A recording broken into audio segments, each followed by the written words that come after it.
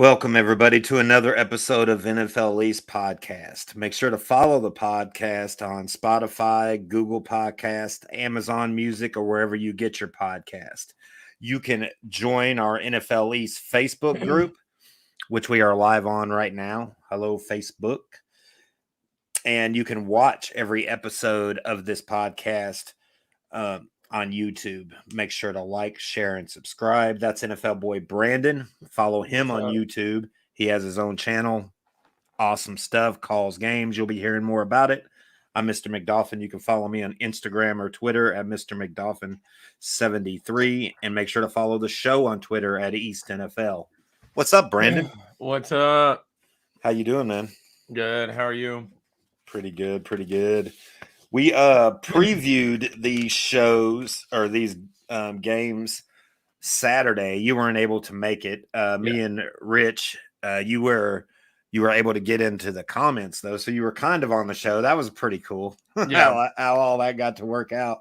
Yeah. But I was happy about it. But then the games have come and gone, and so what we're going to do tonight is just do our takeaways and takeaways from the East.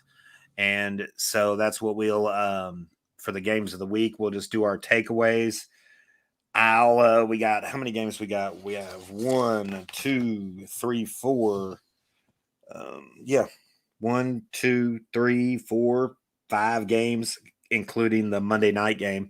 So I'll do what is back and forth, kind of like we did last week, and just cover one of the games. And I'm sure through that, some opinions will be thrown in, and kind of where where these teams left at after that game. So, how does that sound? We'll do that, and then we will be taking a look at the preview and predictions of tomorrow night's game with the Lions and Packers, because you're going to be calling that on your channel, correct? Yeah. All right, cool. So, you got anything to say before we just dive into it? Games of the week, takeaways. No, let's get right into it. Let's get into it. This was a crazy week, man. Yeah. This was a crazy week. There was upsets, there were blowouts, there were really close games, just crazy week involving our NFL East. So I mean, even let's do it with our NFL East, there was a lot of upsets. Yeah. So. Let's do it with games of the week.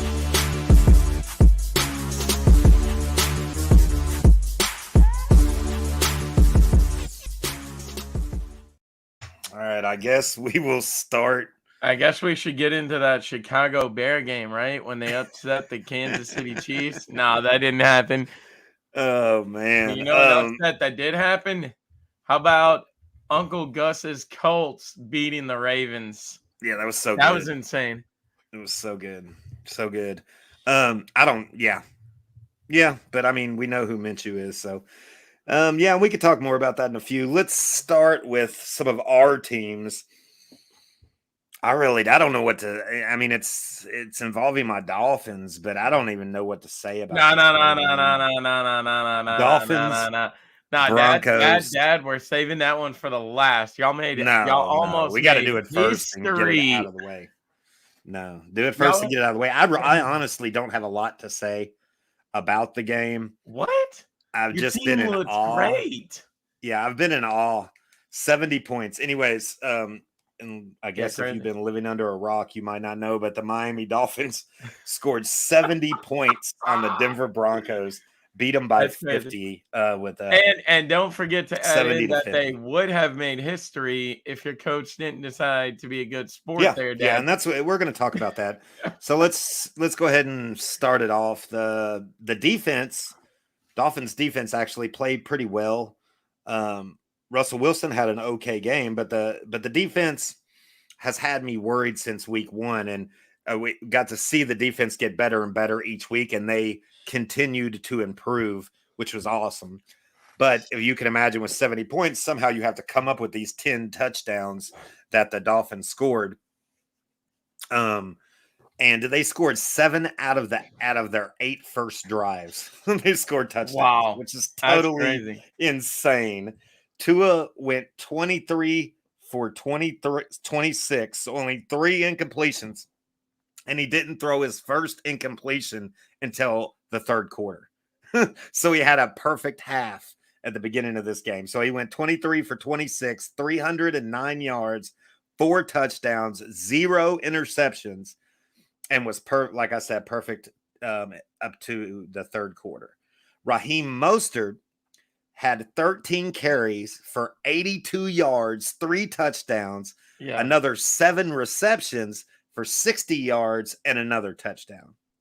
Don't even get me started on that running back room there in Miami. Like, my God, they're Raheem just so Mostert good this year. he's Miami's number 1 running back.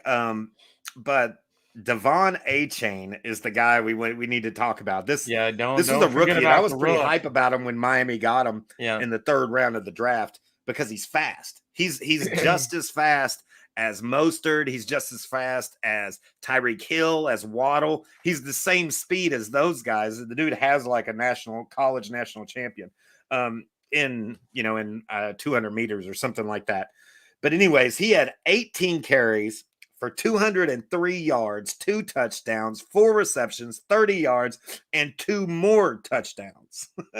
Like I said, he was crazy. He came in the 3rd round of the draft. He dropped to the 3rd round. He was known in college at Texas A&M as a speedster, but he fell to the 3rd round because of his size. He's pretty small. And so he had the Dolphins fan. This is no surprise to any Dolphins fan. Like, I knew his name. I watched him all off season. He had a really good training camp. And then he got hurt in one of the preseason games, and we were like, "Oh crap, that sucks." So he didn't play at all week 1. He only got like a couple, was in a couple passes, or I think he 1 pass and 1 run in week 2. Well, Salvin Ahmed, which is our backup running back, because Jeff Wilson is hurt. So we have hurt running backs all over the place. And that's how this dude's getting into the game. Okay, so it's supposed to be Raheem Mostert and Jeff Wilson. Jeff Wilson got put it on IR, so Ahmed moved up to number 2. Well, Ahmed got hurt in week 2, so now Devon A-Chain got moved up. And went. By the way, real quick, Dad, sorry to interrupt. Off. So Rich is in the house. He says, "What's up?" He's listening from work. What's up, Rich? Awesome, man. Yeah, it was crazy. So the offense just went off. The Denver defense just did not. What's up, Gus? How's it going? Yeah, Uncle Gus is in the house too. What's awesome. up? The Denver defense just did not look good at all. 70 points. It was pretty crazy. And what you were referring to, Brandon, is towards the end of the game. They could have kicked a 43-yard field goal to go up 73-20, and that would have broke the record for the most points scored in an NFL game, which sets at 70. Which was set at 72. That record is back in 1966. Yep. So they could have broke that record if they would have kicked a 43-yard field goal.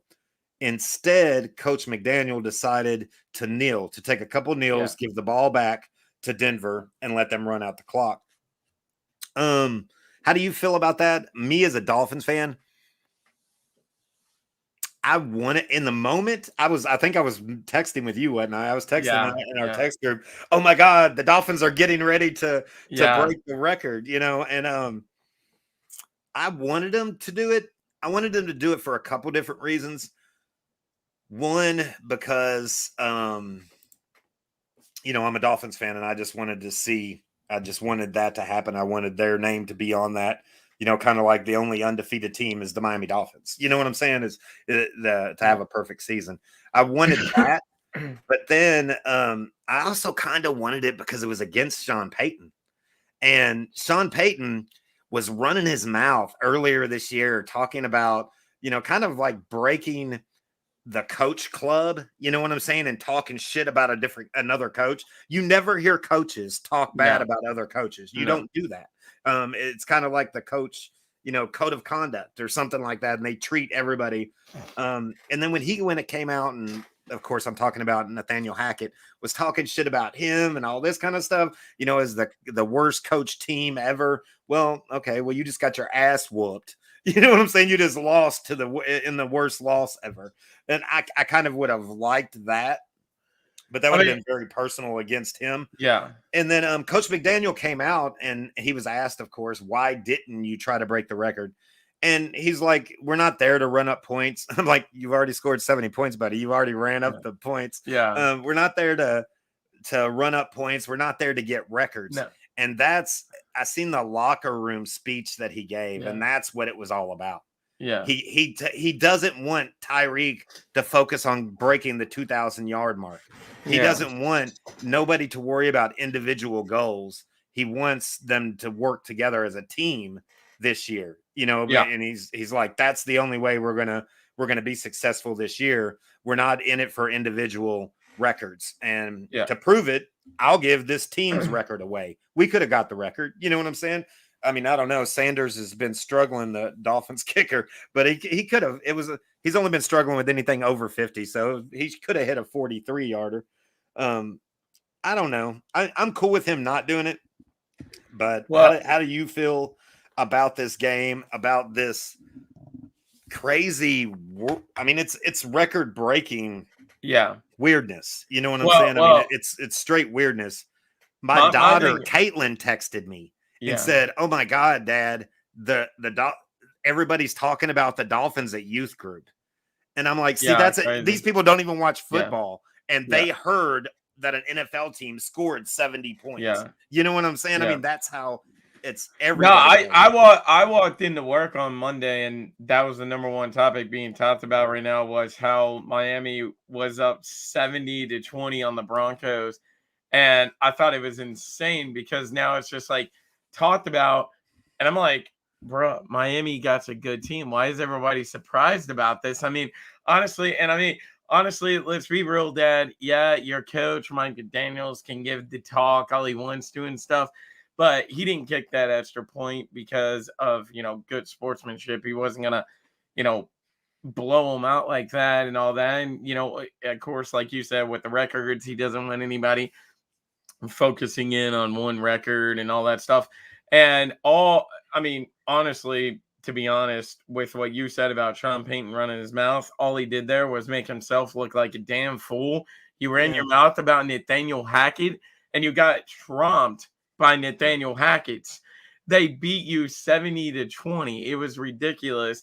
Well, Nathaniel Hackett's in the Jets. The Jets, I don't think, could put up 70 points. Yeah. Nathaniel Hackett's with the Jets now, which I think the Jets could. I mean, not put up 70, but they could probably put up a pretty penny. But like my whole point on that was you just don't talk shit about another coach. That's my point too. You don't. Now, I guarantee you, Sean Payton would have went for that record. He would have been all about the individual record, and I was the coach of the team that holds the biggest win. I mean, that's very much Sean Payton. If you want me to be honest, I don't think Sean Payton's going to be in Denver come next season. I really don't. He's already been too weird for me. Like, he talks shit about other coaches, and then he literally. Did you see last week or 2 weeks ago or something? He came out and told Russell Wilson to shut the F up because he doesn't have to answer that questions. He's not a dog. Yeah. And I was like, bro, who the fuck talks to their starting quarterback like that? Like, and I think the key word there, we're kind of getting off topic now, but I think the key word there is starting. One hot take. Russell Wilson will be benched this year. I could see that. Yeah. All right, let's move it on. But no, back to what I was saying about Miami. Honestly, Dad, I wouldn't be worried about you not getting those 3 points. That record that you just put up there, 70 burger on the Broncos, that's not going to be broken for let's say 2 decades and a half or something. Yeah, it's been a minute. And just for the record, on the Saturday show with me and Rich, I called for a blowout and a 40 burger is what I called. I was off by 50. That's pretty. I mean, well, no, 40. I was off by 30. My fault. 30. Yeah, I can't do math. 70 burger. That's fucking crazy. Can't believe it. All right, let's keep it moving. What about the Patriots Jets? Patriots finally get their first win of the season, 14-10. What do you got on this game, Brandon? I mean, yeah, I'm happy the Patriots got the win, but I mean, geez, I mean, no, to no shock, Dad, we already knew it was going to be a defensive game going in because both these teams have really top tier defenses. And that's exactly what this was. It was a defensive battle, back and forth, back and forth. The one thing I can say that was a plus coming out of this for New England was that Matt Jones did not have a single turnover like you predicted, like you would, Dad. You said that that was going to be the difference, was you thought Matt Jones was going to have a turnover or two. He luckily didn't turn the ball over there. But towards the end of the game, New England and Matt Jones could not pick up a first down to save their life. They gave the Jets chance after chance after chance after chance. If A-Rod would have been in here, I think the Jets would have won this game. But I wrote down in my notes and said, wow, thank God Zach Wilson does not know how to play football, because otherwise we would have lost this damn game. Uh, but yeah, that, I mean, honestly, I mean, what else can you say outside of this was a great defensive battle game between the two teams? Um, both teams were stopping each other's offense. New England did just enough to get there, of course, to get us up to 15. Who else but Matthew Judon sat Zach Wilson in the end zone and got a safety there. So that was great to see. I would like to see more out of the New England offense, and maybe we'll get to see that this upcoming week against the Cowboys. But overall, I think it was just a great defensive game between these two. Yeah. I mean, from I didn't watch this game. I was kind of busy in the 1:00 mark, but I did watch the highlights of the game and kind of looked at the stats of the game and all of that. And it was back and forth. The Jets had a chance, 2 chances in the third quarter and 1 chance in the fourth quarter to come back and win the game. Yeah. And blew all 3 chances because Yeah. they don't have a quarterback. So, you know, and I think if it would have been flipped and you gave that to Mac, I think Mac might have been able to do that, to do the comeback, because he is more talented than Zach. What I wanted to talk about just for a minute is, have you heard all of these reports coming out about Saleh? And well, first Saleh came out and said Zach Wilson is our starter. We're not benching him. He's our starter moving forward. And him If we bring losing- another quarterback in, the GM will have to handle that. But then more reports came out about, and somebody's leaking it out of the locker room, and that Saleh's, you know, at the beginning stages of losing the locker room because of Zach Wilson, and they think he's just, you know, he's too apologetic. One quote came, this came from a player. This came from a player when the guy quoted and said, my source, he wouldn't say anybody's name, but he said, my source knows that the players know that if any other player on the team was playing as bad as Zach Wilson, they would be benched. But because he's Zach Wilson, he's not. You know what I'm saying? And I'm like, ooh, y'all are getting ready. There's a divide, dude. I mean, it's getting bad. It's getting really bad. What do you think the Jets should do? I think they should have already benched him. But I mean, knowing Saleh, they're not going to bench him because for some reason Saleh has faith in Zach Wilson. But I mean, at the same time, if I was the owner or GM, I mean, not the owner or GM, if I was the owner or the head coach or someone like Saleh, I would already bench Zach Wilson. I don't know what the fuck Saleh is seeing in him. Zach Wilson has proven nothing to me outside of he's not a good quarterback at all. I mean, maybe Saleh is doing this out of respect in his own name because the idiot forgot to maybe he pulled a Washington Commanders head coach, Ron Rivera. Maybe he pulled a Ron Rivera out of his hat, because Ron Rivera forgets a lot of things. Right. Saleh forgot to sign a backup quarterback here in case of 38-year-old that's on the GM. The GM is the one that brings in the personnel. Yeah. And I think I'm wondering who's being the hard-headed one here. And I kind of think Saleh might be he's stuck between a rock and a hard place because they're not giving him another player. The GM, because he said in a quote, after the game that if another quarterback is brought onto this roster, that's not up to me. That's up to the GM. He said that. You know what I'm saying? Well, He I mean, said that. I mean, I think maybe he's playing Zach because yeah. he doesn't have any other choice. Who's their other quarterback that went on the, that one that came up from the practice squad? Fun He was a fact. rookie. They did just sign another quarterback. I mean, Yeah. I don't know how good it is, but they signed Trevor Simeon. Simeon. Yeah. They did. But are they going to bench? Will Saleh bench Zach Wilson if the I think Trevor alternative Simeon's is better than Zach Wilson. him losing the defense? Because these are Yeah. defensive players, the ones Yeah. bitching about this.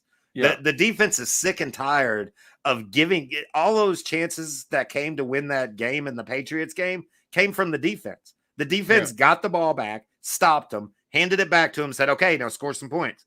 Okay, now score some points. Okay, now score some points. And he never did. He couldn't take advantage of the chance. And it's the defensive players that it sounds like to me, it's the defensive players that are the ones that are getting extremely frustrated. Yeah. And Saleh's a defensive coach. So these are his guys. You know what I'm saying? He's the one that's built this defense. Yeah. Rich has a really good question also. And he wants to know why Mac Jones grabs saucy balls. So, there's video. I mean, he was accused of it, but then there's video. He really did grab his balls, man. What's he grabbing Sauce Gardner's balls for, dude? I didn't see this. What the fuck? I'm gonna have to see this video. Yeah, I need one of y'all to post is crazy. this. Grabbing some saucy balls, dude. I don't understand it. Yeah, he got slammed to the ground, and no one could figure out why. And then he said, Sauce Gardner said what did he say? What Sauce say? Sauce said, yeah, he's trying to not let me have kids in the future or something like that. He said. So yeah, it was pretty oh my gosh. But that's to lighten up the note. There's some big stuff going on in the Jets right now. Let's keep an eye on it. Maybe more stuff will come out by Saturday. But Saleh can't lose this locker room. He can't lose this locker room, or the defense will just fall apart. And the defense is all they have right now. You know what I'm saying? What I'm also saying here is do you blame any of these players for getting mad? Because Zach Wilson isn't good. He's already proven that to us. He cannot play quarterback. And 2, last season would have been enough for me to already kick Zach Wilson off my team after they lost that game. And instead of taking responsibility as you do as a quarterback, because like when we lose, Mac doesn't place that on anybody else. Mac says, I didn't do my job today. Let me get back to the drawing boards and get back on track. That's what you're supposed to do as a quarterback. Instead of doing that last year, Zach Wilson blamed it on everybody else. He was like, oh, you can't blame this loss on me. Like, yeah, and that's I don't know who the fuck he thinks he is, but a lot of Jets fans it believes it was malpractice to have Zach Wilson as your backup plan to Aaron Rodgers. They think he should have already been gone, or at the most, if you wanted to put him down on the practice squad and try to develop him, you can. But he proved last year that he can't play, and because of those words, if you remember, he lost the locker room last year. The whole rest of the team was wearing shirts, Mike White shirts, and wanted Mike White out there. But guess what? I mean, you don't have Mike White now. You don't have another quarterback. Unless Simeon can come in and, and play a little bit. So, exactly, Gus. Yeah, Gus it gets twice worse. And next is Kansas City. So that's gonna be the Sunday night game. So how embarrassing is it gonna be for the Jets to get blown out? Right. Well, we'll talk more about that on Saturday. Let's leave that for Saturday's show. Yeah, so maybe we'll have more information what's going on at quarterback for the New York Jets by the time our Saturday show rolls around, and we will be able to talk more about it. If not, well, at least we'll get Rich's opinion on what he thinks going on in the Jets locker room. Speaking of Rich posted, thanks to Miami for taking the spotlight off of the Cowboys. I wonder what Rich was talking about there. Did it though, Rich? 4:25 on Sunday, the Cowboys played the Arizona Cardinals. And it Lost. was an A upset. big upset. Cardinals 28, Cowboys 16. First of all, let's start off with the Cardinals play really good at home, dude. They're a tough team. They play really good at home. But this is what happened. Arizona jumped out to an early lead and they made Dallas play catch up. They haven't had to do that all year. They're coming off of two. They've dominated 2 games the first 2 weeks, and they haven't had to try it to have to come back. And so Arizona was like, okay, luckily they jumped out to a big lead. We got to see Dallas for the first time trying to come back. The problem with Dallas is they had 3 players on the offensive line out. And I'm not talking about just players. I'm talking about all pro left guard, all pro left tackle, or I think, yeah. Anyways, an all pro guard, an all pro tackle, and a center, all out, all backups. Oh yeah. So No, yeah, their offensive line was pretty shaky, but that definitely wasn't the key to this game. The key to this game was the fact that Arizona put up 28 points. Check this stat out. Arizona put up 28 points, but only had 189 yards passing. They ran the damn ball is what they did. So they put up points, got in the lead, and then just ran the ball. James Conner had 14 carries for 98 yards, a touchdown. Rondale Moore, they ran Rondale Moore 3 times for 54 yards. Rondale Moore is the wide receiver. Hang on, Dad. Rondale Moore, the wide receiver? Yes. Yes, they used him as a running back. Him as a running on an end around 3 times and got 54. Wow, are they yards. pulling Debo Josh Samuels Dobbs, dude? out? Josh Dobbs had 6 carries for 55 yards. So they ran the ball, but they didn't only use their running back. They used their running back, their wide receiver. How do you let the quarterback get 55 yards on you, bro? Yeah, rushing, running the ball. And so that's what they did. Well, they had to figure out a way to beat this pass rush is what they had to do. You know what I'm saying? So they were like, okay, let's just run away from it and try to contain it. Now, let's not forget about giving Arizona's offensive line some props, dude, because Arizona's offensive line contained Dallas's front 7. They contained them, dude. I mean, Big D Lawrence and Micah Parsons, they're going to get theirs. They're going to eat, right? Yeah. Micah Parsons didn't have a sack, didn't make an impact play until the 3rd quarter. They shut him down for the first half, dude. They contained him. They didn't shut him down. They contained. He was still involved in every single tackle on the field, all over the craziness, but he couldn't get to the quarterback because they were running the ball so much. It was actually a pretty great idea, and they might have put together a pretty good sauce on how you beat Dallas. You know what I'm saying? Yeah. But it's only going to work if you can jump out, if you can get on it fast and jump out ahead of Dallas. And not everybody's going to be able to do that is the problem. So, all right, let's finish up these stats. Josh Dobbs, 17 for 21, 189 yards, like I said, and a touchdown passing, but then had the 6 carries with 55 yards. Arizona's O-line did a great job. They didn't even Micah Parsons didn't make an impact play or get a sack until the 3rd quarter. It was 21-10 at halftime. This was the score at halftime, and I was sitting there watching the game. They switched over on the local TV here. They switched over to the Dallas game, so I got to watch. They did too. 3 quarters of it. And to me, it always felt like Dallas was going to come back. It was like, they're down a little bit, but Dallas got this. They're going to win this game. That's a great stat right there. Rich said that Arizona. My bad. Arizona only pass attempt 21 times in the game. Yeah, 21 times. They didn't hardly throw. That's what it said. 21 times for 189 yards, which is pretty crazy. So they just ran the ball. But what was I saying? It always felt like Dallas was going to win this game, right? Number Yeah. one, for the first 2 weeks, we remember I was joking at week 1 when I said somebody forgot to tell Arizona that they're tanking this year because they're playing their asses off, and then they almost beat Washington. You know what I'm saying? And I was like, this Arizona team, these guys got some dogs out here. But I thought what happened in week 1 and week 2 is Arizona played really good for 3 quarters, but in the fourth quarter they got dominated by their opponents, and the other teams were able to come back or win the game and finally put the game away. So I was like, oh, that's what Dallas is going to do. That ain't no problem. But they did really good. They still played really good in the fourth quarter. So it's not that Dallas just came there messed up in the fourth quarter. The fourth quarter looked like third quarter. Arizona didn't flop. They didn't start playing bad for some reason. You know what I'm saying? And Dallas's offense looked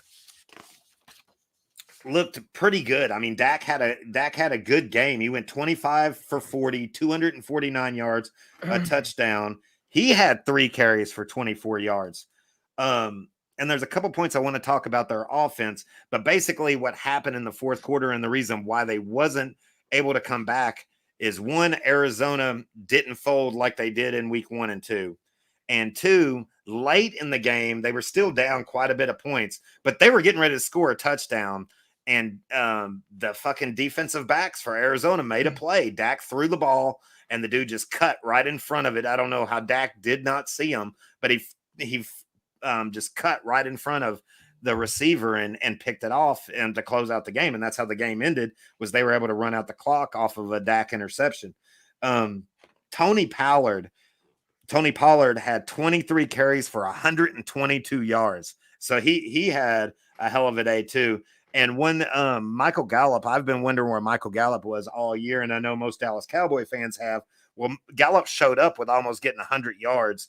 Yeah, I was about to say that was the Gallup show in that game. So Gallup actually had a pretty good game, which I would be happy about that if I was a Dallas fan. CeeDee Lamb, he only had 4 receptions for 53 yards. He carried the ball twice for 9 yards. But that was the key to me.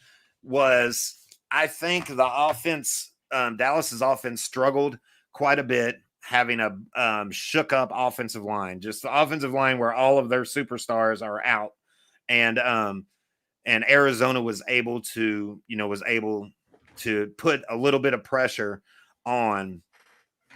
And they didn't do very good at trying to stop the run, with 120 something yards rushing, but their defense was able to, to do enough and to not allow it to happen. And then they made the big play. That interception, I don't know. I don't know if Dallas, it happened so late in the game. I don't know if Dallas could have came back, even if he wouldn't have thrown that, even if it would have been a touchdown, they still would have been down. Cause I believe at that time they were down by 12.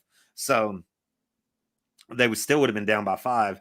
So I mean, I don't know. It just, to me, it always felt like Dallas was going to come back until you look and it's late in the fourth quarter and Arizona's not giving an inch. You know what I'm saying? So, and I was texting with Rich, and he's, Rich is a huge Cowboys fan, and he was like, he sent a message to us in our group and said, nobody's playing good today. You know what I'm saying? And it's, I thought Dak was having a great game up until he threw the interception. I thought Tony Pollard had a good game. You know what I'm saying? It was good. To me, it was good to see Michael Gallup finally get up to his potential of almost getting a 100-yard game. You know what I'm saying? So, I mean, I think they got a little bit of juice going. It was just Arizona didn't flop like they did in week 1 and week 2. So that's what I got out of it, at least. You want to know the 2 biggest standouts to me on this game? What's that? That was a bit concerning and weird to me. A, somebody needs to, give Arizona a little call and inform the GM and coach that they're supposed to be tanking. That's first of all. They're not tanking, buddy. You can't tell one player on that team that they're tanking because they're playing with heart. Second of all, it's just, if Josh Dobbs keeps on playing like this, we might have a little controversy when Kyler Murray gets ready, because Josh Dobbs looks like he's playing to take Kyler Murray's job. Well, yeah, I mean, that's kind of my take on Arizona side of it is if you add Kyler Murray, if you have Kyler Murray and Josh Dobbs, that's a pretty good quarterback room, right? That's a pretty good quarterback room. I would like to have him as my backup, but I'm wondering if Josh Dobbs is like he's seen what happened with Geno last year. And he was Yeah, like, hey, this guy came out and won exactly. him a game and got him a Yeah, contract. Maybe if I ball out, I can do it too. You know what I'm yeah, saying? So, I yeah, mean, maybe that's what's going on. And yeah. with Josh Dobbs, is he's just laying it all on the line, trying to get his Geno juice I flowing. mean, to be So, honest, I'm not surprised to see Josh Dobbs playing like this because he almost carried Tennessee last season to the playoffs. They lost to Jacksonville in that last game of the season. Otherwise, they would have been in the playoffs. So I'm not surprised to see Josh Dobbs playing like this. He is a great backup quarterback, but I'm telling you right now, he keeps on playing like this. He might take Kyler Murray's job by the time he comes back. He's going to be like, yeah, Kyler Murray, you can go ahead and have a seat over there on the bench. I took your job now. right. So Yeah, I don't know. Kyler Murray is a very high paid quarterback, and he's got some legs too. But I'll tell you what, Kyler Murray is also small and gets hurt quite a bit. So you need yeah, somebody like Josh Dobbs back there. yeah, But yeah. I mean, if somebody, if he keeps playing the way he is, even if it's not in Arizona next year, Josh Dobbs could have a job. You know what I'm saying? And yeah, Josh Dobbs knows that. You know, he yeah, knows he yeah, watched what happened with Geno with the comeback player of the year. You know what I'm saying? A yeah. backup quarterback, long term backup quarterback. Um, Finally getting his chance and making the most of it. And that's what Josh Dobbs is doing. So props to Arizona. Hold up, Dad, Um, real quick that was, before we go any further. yep. Throw that comment back up there, real quick. Uncle Uh, Gus's. about Yes, that about one. Houston winning. Yes. What, guys? In case you sleep under a rock, what an upset we had on Sunday. The Houston Texans beat the Jacksonville Jaguars. Don't worry too much, Ghost. Don't worry too much, Gus. Though, London is calling Jacksonville.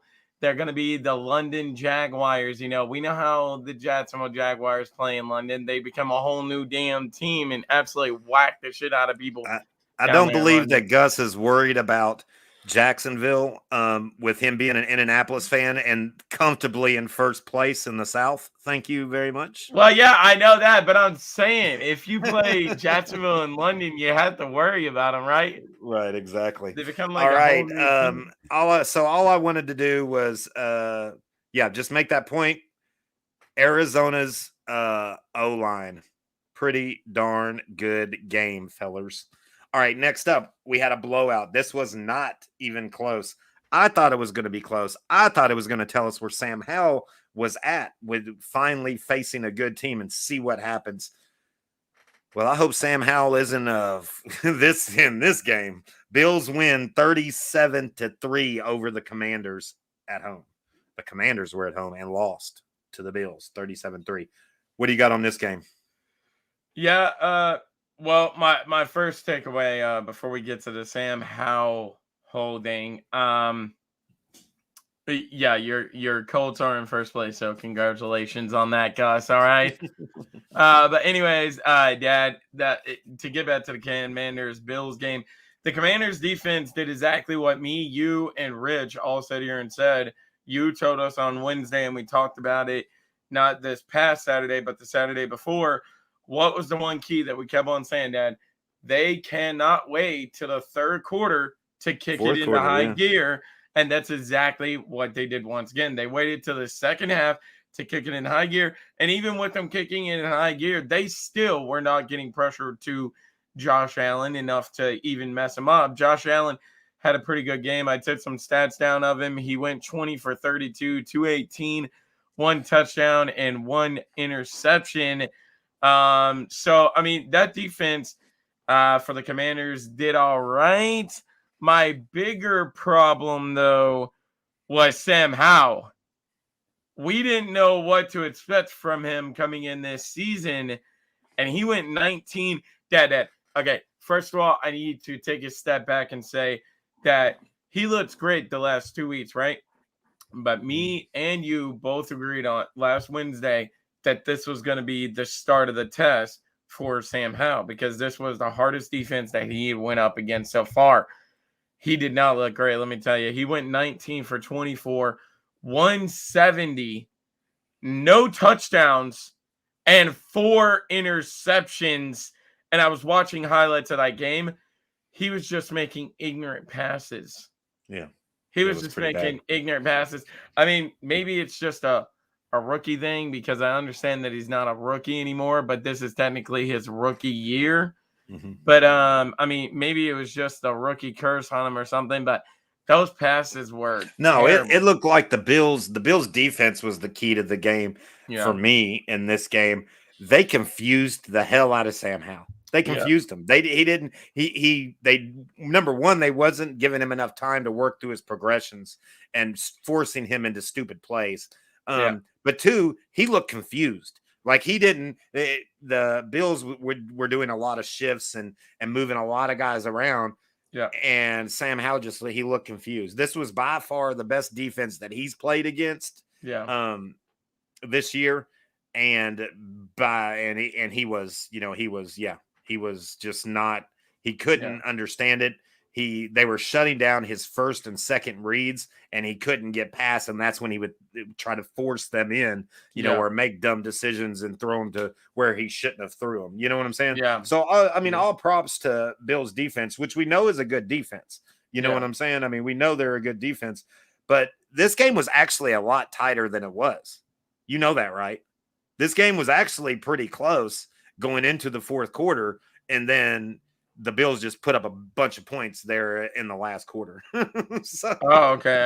I didn't know that. I thought at yeah. I mean, halftime it was like 12-3 or something like that. I mean, it was it's 14-3 or something maybe yeah, like that. It was a pretty damn close game, and then all of a sudden the Bills just threw up a bunch of points all at once because the Commanders' defense, which I think is one of the best defenses in the yeah, league, not in this game. They sucked in this yeah, game. Really bad. They couldn't get any kind of pass rush. And I mean, you can, give props to the Bills offensive line, but they were using a lot of, tight ends and stuff to try to keep Chase, back and Sweat back. So, well, Commanders defense just did not look good at all yeah. to me in this game. Well, see, why the Commanders' defense didn't look good to me either, Dad, I will agree with you on that. The one thing that was pissing me off while watching these highlights, and I kind of had to like turn it off midway through the third quarter, because the thing that was pissing me off was I don't know if the Commanders was just giving full keys to Sam Howell to make these play calls on offense, or if the offensive coordinator was really this stupid. But did you watch the highlights to this game? Because there was multiple times that Washington was in the red zone. They were inside of the Bills 20, and Brian Robertson, wow, he had himself a game. He had a good amount of yards in this What was game. his stats? Do you have Uh, his stats? hang on, I didn't write them down. Hang on, let me go see real quick. Um, hang on. It was I mean, the offensive coordinator is Bieniemy. So what are He you went. He saying, that he went was 10. running He when he went should have been 10 for. passing? Or He had 10 carries for 70 yards. So he okay. had a pretty damn good game. But Yeah. what the thing that was pissing me off was, and this is the thing that I'm getting to here, okay? Every time they would get it inside the red zone, inside the 20 or closer, instead of running the ball, which was obviously working for you, instead of your quarterback throwing the ball, which was not equivalating to anything, they would get inside of the red zone, and Benemy would like become dumbfounded almost, and he'd be like, "All right, somehow do your thing. We're gonna start throwing it with you again. Fuck Brian Robertson, even though he's had a great game here today." And they like wouldn't hand the ball off to him, and they kept on trying to throw the ball, and somehow kept on turning the ball over. He had like 2 interceptions in the red zone, and I'm like, bro, it's as simple as running the ball. So I don't know. That was just pissing me off from watching the Yeah. highlights of the game.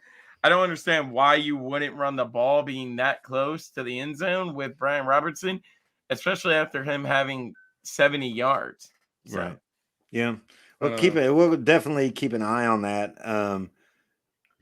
I feel like that has come up before with Bieniemy. Yeah. I want to say that he was, he kind of gets away from the running game a little bit too fast, especially in the red zone when it's working. I mean, I understand you got Scary Terry, and I understand you have some decent weapons to start throwing the ball in the red zone. But the problem is you have, like you said, a first-year quarterback. I mean, it's his second year, but it's his first year as a starter. He doesn't have very many games under his belt. You know what I'm saying? Yeah. This is only his fourth game under his belt. Yeah. Take some pressure off of him, and do, what your, I mean, your and bell we've cow has been seen what doing. Brian Robertson all can th- do too. Right. So Yeah. I mean, why would you he's not played hand the really ball well off to this him? season. Yeah, Yeah. exactly. So We'll keep an I eye don't on get that moving forward. All right, cool. Last game was on a Monday night. Eagles, Bucks. Talk about a defense that did show up. The Yeah. Eagles defense went off I all honestly night long. expected The this game front to be a seven lot closer. do what? I honestly expected this game to be a lot closer than it was, but the Yeah. defense completely shut Baker Mayfield Yeah. down. Well, the front seven, they terrorized Mayfield all, from the beginning of the game to the end of the game. Here you go. Check this out. Rookie Jalen Carter finished with a team high 5 quarterback pressures on 16 pass rushes. Okay. Through 3 weeks, the rookie is tied for second out of all defensive tackles in the whole league. He's tied for second in total pressures. He has 15. Can somebody say defensive rookie of the year right here? I don't want to say that too fast. It's only 3 Gonzalez weeks is in. up there. It's only making 3 weeks. It's only 3 weeks in, but he's making his argument known. He's ranked tied for second among all defensive tackles for pressures, for overall pressures. So, okay, we've established, the defensive backs. Defensive backs, they looked a little better, but it was kind of hard to judge them because Baker was holding on to the ball way too long. So maybe he felt like he had to hold on to the ball because none of these guys were open. So I think the defensive backs played a lot better. And because I was kind of worried about the defensive backs, I knew these front seven for the Eagles were some beasts, but I was kind of worried about it. But it looks like they played a little better, but they could have looked a little better because of the quarterback they were playing. So I don't know. Well, Dad, real quick.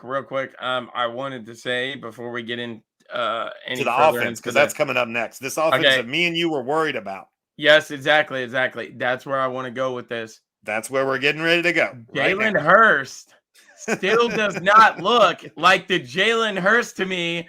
And we're 3 weeks into the fucking season. Okay. When are we going to start seeing Jalen Hurst the game, and what I took from the game, I'm not worried about this offense anymore because this was a well-balanced machine is what it was. They almost ran the ball and threw the ball through 2 interceptions. Exact equal amount throughout the game. It was crazy. And here's the biggest thing I was worried about. Have you seen the tape on the sidelines last week in week 2, AJ Brown and Jalen Hurts getting into it? Yeah. Did you see it? Yeah. Oh, they're best friends now, man. They're friends all over again, man. And the reason why is because AJ Brown just wanted the damn ball. He's like he's like just give me the damn Jalen ball. Brown, he got 9 receptions. AJ for 131 yards. Yeah, crazy. That's exactly where I was going with this. Don't get me wrong, AJ Brown had a game to remember. But check these stats out, and this is exactly what I mean right here. Okay, listen, 23 for 37, 277. Yep. 1 touchdown and 2 picks. You're telling me that's the old Jalen Hurst that we've seen from last season? I'm calling cap on that. No, not the same Jalen Hurst. You don't call cap because you got to finish reading the stats. He also had 10 carries for 28 yards and a rushing touchdown. Oh, okay. So yeah, it doesn't show you gotta also look what he did with his feet. That's what I said. They're back to that well-balanced machine. Yeah, he threw 2 picks. That's what the Eagles needed to do was relinquish him. Exactly. So it was 23 for 37, 277, 1 touchdown, 2 interceptions, 10 carries, 28 yards, and a rushing touchdown. Yeah. So, well, kind of And a rushing touchdown. It was that butt push thing, touche push thing. They pushed him into it. It was from the 1 yard line, and they pushed him into the end zone. So he kind of ran the ball there.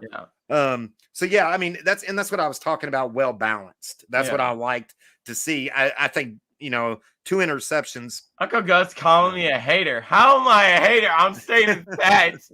This Fly, is Eagles, not. fly. Listen, So I'm not hating on Jalen Hurts. I will agree. Last season, he was top 5, maybe even top 3 quarterback play. This season, I just haven't seen the same Jalen Hurts that we've seen last season. And I'm wondering, I'm not being a hater, Uncle Gus. I'm just wondering, when is that Jalen Hurts going to show up again? yeah, Like, and that's my whole point, Brandon, because I agreed with you through the first 2 weeks. I totally agreed with you. And I think he showed up. That to me, that looks like Jalen Hurts. You know what I'm saying? To me, that does. Now, because like weeks 1 and week 2, he didn't do that. He didn't have a well balanced of 23 passes and 10 runs. You know what I'm saying? Because and it wasn't only him running. We haven't even talked about the coolest part of this game. And the coolest part of this game is Mr. Swifty. Swifty, he had a great game in week 2 when he came back to Philly. He blew up in this game.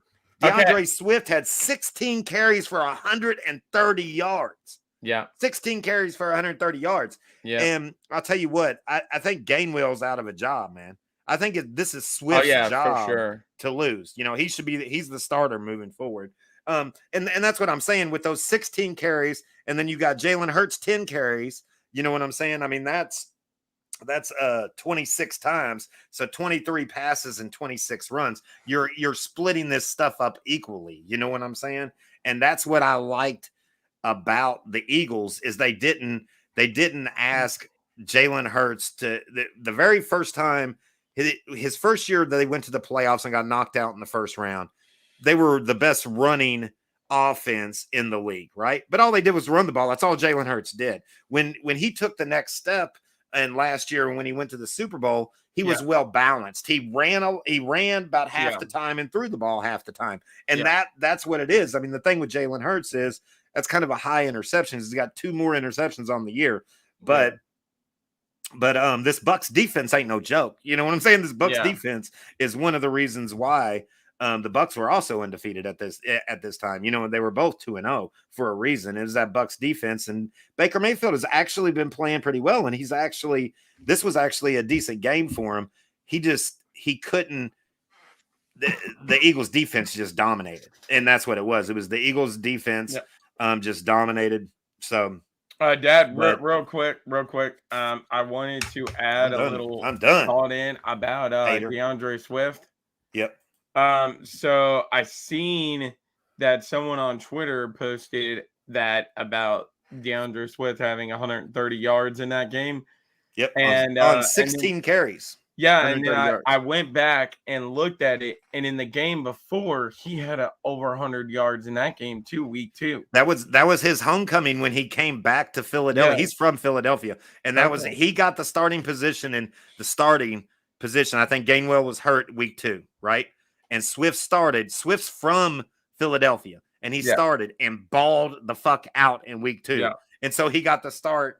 Even I think Gainwell might even be healthy, but he got the start this week and balled out again. So this is Swift's job to lose. He's won this. He's now their starter. Well, so I posted that, right? I posted that he had 130 yards in that game Monday night. And I wrote and I said, wow, Swift has been great this season so far with the Eagles. Could this be the turnaround that he needed? Because we know how he was in Detroit. This was not a Swift that we seen in Deion. Oh, yeah, it was. He just can't. And Detroit, the thing is a Swift. Hell no, that is cat. Swift can't stay healthy. When was the last time you ever seen a 100-yard game by Swift in Detroit? I'm sure. I mean, we'd have to look at stats, but he just can't stay healthy is the problem with Swift. And that's the reason why Detroit moved off of him. He can't stay healthy. And he's had 2 good weeks. Let's see if he can stay healthy 8 games. Can he play 8 games without getting hurt? Let's see. Oh, I mean, they're lucky they got Gainwell. I think if he does, the Eagles are easily a playoff team again. Yeah, but I mean, I like Gainwell as much as I Because like all Wilson. DeAndre Swift is doing there is already taking a top 5 quarterback and just making him more electric because Right, now they have to worry. Now that defense has to worry about the running game also. And they're right, like, oh shit, how are we gonna take care of both of these people? right. So Exactly. All right. So somebody mentioned in there and said, "Hey, how are you streaming live on both your channel, the NFL East channel, and NFL Boy Brandon channel?" In case y'all don't know NFL Boy Brandon, NFL Boy Brandon is right there. He calls games. Okay. Do you got your list up for this week of the games you're calling? Do you yeah, have it up? yeah, I already got it set. All right, go ahead and tell everybody what that is. And then after you do that, we're going to do a small preview and predictions on the Thursday night game, tomorrow night's game, which you are calling. So go ahead. Okay. Tell everybody what games you're calling this week so they know to tune in. The games that we're calling this week is we're doing tomorrow night's game, Thursday night, which we're about to preview between Detroit Lions and the Green Bay Packers. Should be a great game. We're doing on Sunday, we're calling the first international game of the year, baby. It's Atlanta Falcons and the Jacksonville Jaguars from London. Game starts at 9:30. I'll be live at like 9:15 in the morning. All these times are Eastern Standard Times, by the way, guys. And then we'll be doing the Sunday night game between the Kansas City Chiefs and New York Jets. And then we'll be doing the Monday night game between Seattle Seahawks and the New York Giants. So, All right. There you go. Cool. Sounds good. All right. Let's go ahead and bust this out. What do you think? What do you expect to see from this Lions the Packers London game? Jaguars. Yes, Uncle Gus. That is their name of the week, baby. The London Jaguars. All right. We're sticking to it. I'm going to call them that the whole game, too. I'm going to say, all right, the London Jaguars are here. That's not the game we're supposed to be talking about right now. All right. Sorry. Back on track. Yeah. Dad. Lions Packers Thursday night, 8:15. Yep. Prime Video. What are we going to see? Why are we going to see it? I mean, at the start of the year, I would have told you that we would be seeing a blowout in Detroit winning this game pretty handily. But after what I've seen these last couple of weeks by Jordan Love, is Jordan Love starting to become that quarterback? Is there just something about the Packers grooming these quarterbacks to be really good? Because Jordan Love has been great the last 2 weeks. Like, it's shocking to me. So I don't know. I'm still expecting the Lions to win here, but I think it's going to be a very I don't want to say too high scoring game, but I think it's going to be middle of the pack scoring game. I do expect both of these offenses to have themselves a game. I do think the Lions are still going to win by at least 3. But yeah, I mean, Jordan Love and the Packers are shocking me right now, Dad. So, Okay. so Yeah, I mean, I can see that the Packers are a well ran machine. They're a healthy company. They always they're just a good organization is what it is. You know what I'm saying? And Detroit has been dysfunctional over the years. 100% And agree with that. but we seen Detroit start turning their stuff, turning the organization around last Yeah. year, Yeah. and I think that continues. We're talking about two. These teams are both tied for their division, 2-1. So the winner of this game will take the lead in the division. This is the first divisional game by the Lions, for the Lions, and Green Bay has already they played one divisional game. It's going to be a good game. I think this is a really good game. It's going to be equal. I'm picking the Lions. Yeah, I'm picking the Lions too. because after last year and watching Hard Knocks, the Lions are one of my favorite teams, man. I'm ready to bite some damn kneecaps. You know what I'm saying? I'm ready to go. But I'm rooting for the dysfunctional organization to take advantage of of Green Bay losing their quarterback, their Hall of Fame quarterback, you know what I'm saying? And finally knock them back down to, to size. And so I'm rooting for the Lions. And I think the Lions are going to win. So, Yeah, I got the Lions too. Like I said, I really like, and I 100% agree with what you were saying there, Dad. I think Dan Campbell has come in and completely changed that culture around in Campbell Detroit. rocks. And yeah, Campbell does rock. And man, I mean, Detroit just looks like a whole new team. I definitely think they're going to make the playoffs this season. So Right. I really have faith in them. And I've been saying ever since the offseason that Detroit was going to win the North. And I still have that as my prediction. Right. So, Right. Do you want to take a guess why Rich is saying suddenly interceptions don't mean anything? Well, I mean, what is he referring? Is he referring to because Dak threw his first one of the year and it's only his first one, through 3 weeks? You know what I'm saying? It's the first one in 3 weeks.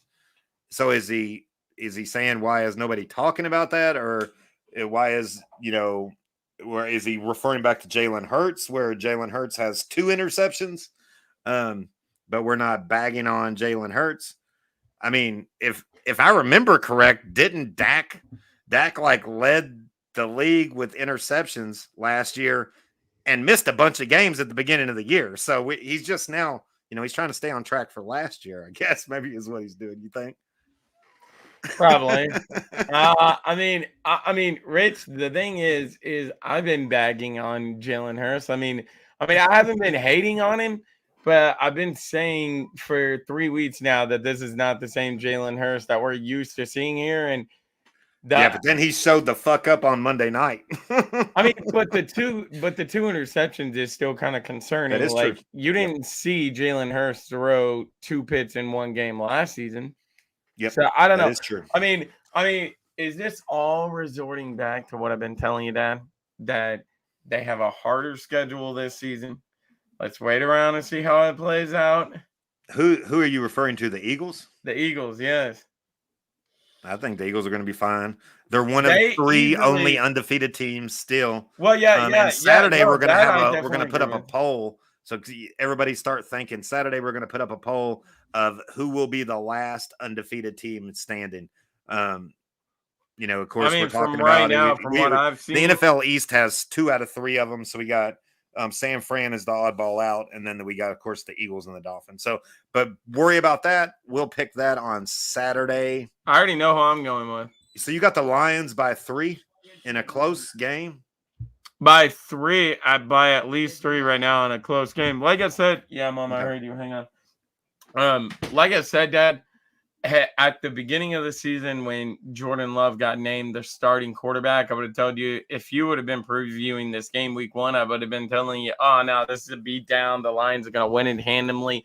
But, I mean, I really like what I've seen from Jordan Love the last 2 weeks. Yep, So, their running back is out. Green Bay's running back is out. Their defense has been playing pretty good. They got a couple wide receivers out also. But they were also out week 2. All 3 of those players were out week 2. So it's crazy. Green Bay almost lost also. So who knows? I don't know. I think the Lions will win. I think they will win by 10. Win by 10. So there you go. Yeah, the Eagles were the last undefeated team last season, but I mean, I don't think that's going to happen this season. If you guys want me to go ahead and give you we don't. spoiler, we do not want you to. I'm that taking, is for Saturday. I'm taking. All right, everybody. Sounds good. Who am I taking? Until wait then, and see. Saturday. Tell everybody on social media. There you go. So they'll have to go to social media and find out. We will be doing a poll for everybody to vote on that. Leading up the poll, Brandon, put that poll up, and Rich put the poll up, and we'll put it up right after this show. All right, and we will it's going to be the Fins, baby. Sounds good. Yeah, go the Dolphins. Fins are going to be the last undefeated team, I think, right now. They proved that. All right, until Saturday at noon, we'll be back. Until then, let's have some football tomorrow night. Sound good? Yep. All right.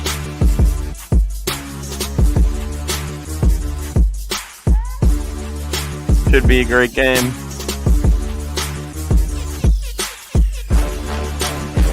Interceptions. Hey, Dad, you forget yourself on mute, bro. What are you talking about, man? Interceptions matter.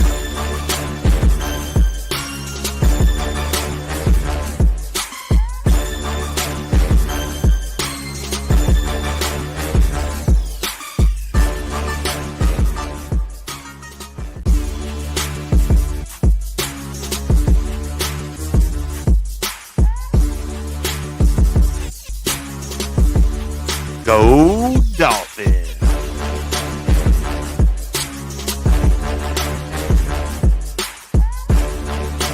Who's it gonna be, man? Who's it gonna be?